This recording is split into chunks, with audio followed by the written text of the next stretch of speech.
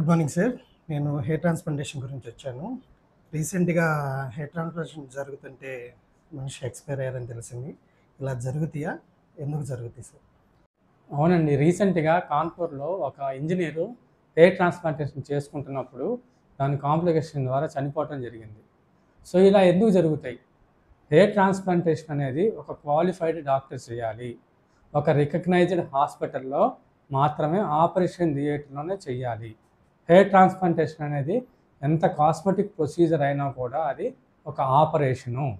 Operation ముందు ఎట్లాగ blood టెస్ట్‌లు చేస్తామో, ఎట్లా మనిషిని ఆపరేషన్‌కి ఫిట్‌గా ఉన్నాడో లేదో చూస్తామో, చూసుకొని ఆపరేషన్ థియేటర్‌లో ఎసెప్టిక్ ప్రికాషన్స్ అంటే సెప్టిక్ లేకుండా, ఇన్ఫెక్షన్ రాకుండా జాగ్రత్తలతో ఆపరేషన్ చేయటం జరుగుతుందనమాట.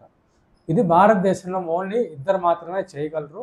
ఒకటి క్వాలిఫైడ్ ప్లాస్టిక్ సర్జను, ఇంకోళ్ళు క్వాలిఫైడ్ డెర్మటాలజిస్ట్ అనమాట. సో, మీరు హెయిర్ ట్రాన్స్‌ప్లాంటేషన్ చేయించుకునే ముందు మీ డాక్టర్ యొక్క క్వాలిఫికేషన్. ఆయన క్వాలిఫైడ్ ప్లాస్టిక్ సర్జనా లేదంటే క్వాలిఫైడ్ డెర్మటాలజిస్టా? బికాజ్ వాళ్ళిద్దరు మాత్రమే చేయగలరు. హెయిర్ ట్రాన్స్‌ప్లాంటేషను ఎవరు పడితే వాళ్ళు, ఎక్కడ పడితే అక్కడ సెలూన్స్‌లో గానీ, ఎక్కడ పడితే అక్కడ చేయడానికి కుదరదు.